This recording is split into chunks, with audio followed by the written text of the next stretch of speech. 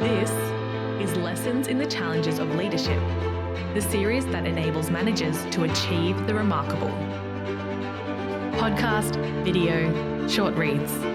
Conceived, developed and presented by Siebert Neathling.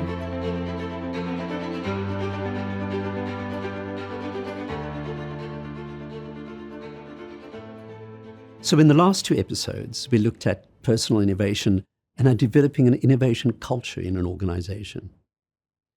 If we try to understand a concept better so that we can reliably replicate the contributors to success, we look for patterns and causal relationships.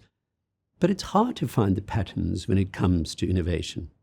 Let's look at a few examples. You may know the Post-it story. A 3M scientist, Spencer Silver, accidentally developed a low-tack reusable adhesive. It was actually a failed attempt at a strong glue. And for 6 years, the product failed to be turned into a commercial product, until another 3M employee, Art Fry, used it to keep his bookmark in place in his hymn book. The first attempts at marketing it commercially failed, but 3M did not give up and renamed the product, and with an innovative marketing campaign, they finally saw it gain traction. It became a phenomenal commercial success. And most importantly, 3M has continued to innovate with variations and new products like easel pads and even a digital Post-it app. So accidental innovation, followed by lateral thinking, perseverance, investment, and further innovation. This is something that is somewhat of a pattern. Lateral thinking often follows initial inventiveness. Human beings have been excellent at taking great innovations, often developed during times of strife or extreme frontiers or in fierce competition, and applying them to everyday life.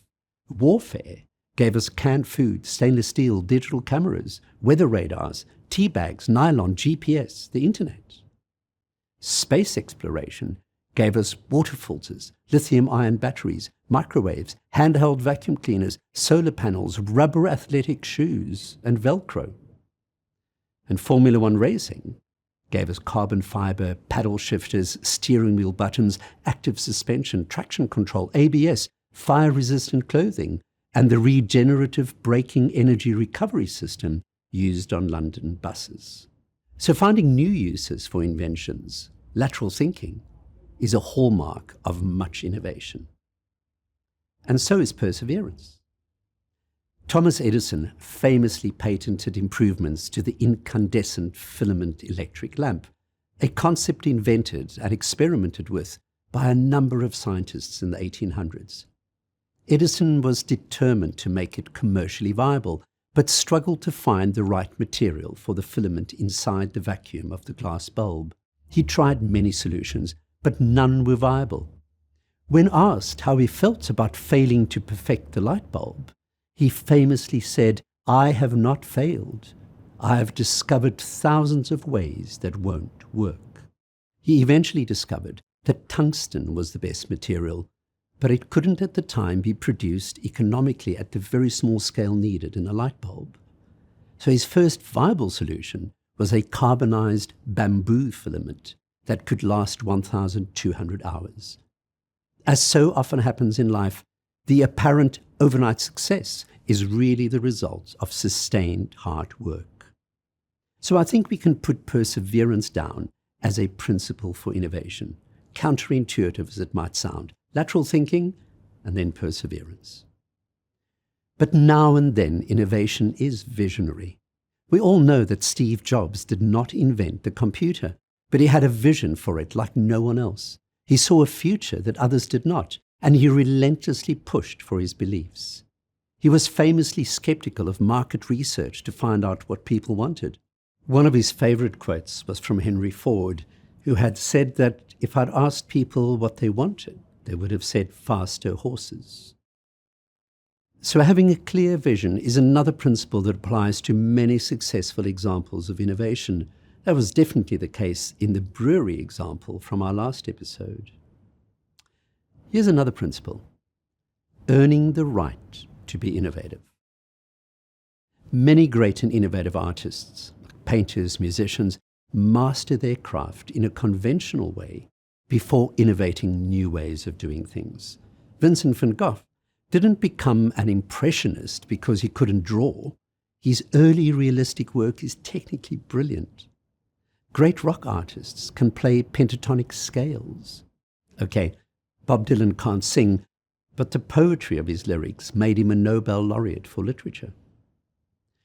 The most innovative, everyday people I know, the most inventive leaders, have mastered their specialities. Just today, I spoke to a great and innovative HR leader in one of the biggest and toughest roles in the country.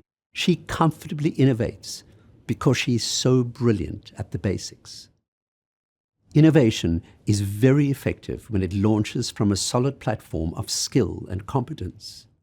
And here's another counterintuitive one. You can be systematic about innovation. It's not always about flashes of genius inspiration. Between 2014 and 2019, I was fortunate to work with the Australian Taxation Office on their Reinventing the ATO program. It modernized and transformed the organization into one of the best revenue agencies in the world, all thanks to dynamic programs of innovation centered on the user experience. They created a range of personas representing typical taxpayers, from young people to millionaires and from small businesses to charities and large corporations. And they carefully analyzed every interaction those people had with the tax system, from information to processes to touch points. They found ways to improve the customer experience, the CX and UX, all with the aim to make it easier for people to do the right thing and difficult not to. No one likes paying tax, but over the process of a few years, the system became easier to use, quicker and more intuitive. And the organization became highly respected as one of the best public service entities in the country. You can apply the same user-centric approach. And you can also create a journey map of your work. Draw it out on screen or on paper. Identify the many processes, products, nodes, burst activities, merge activities, parallel activities. Identify the many small improvements you can make.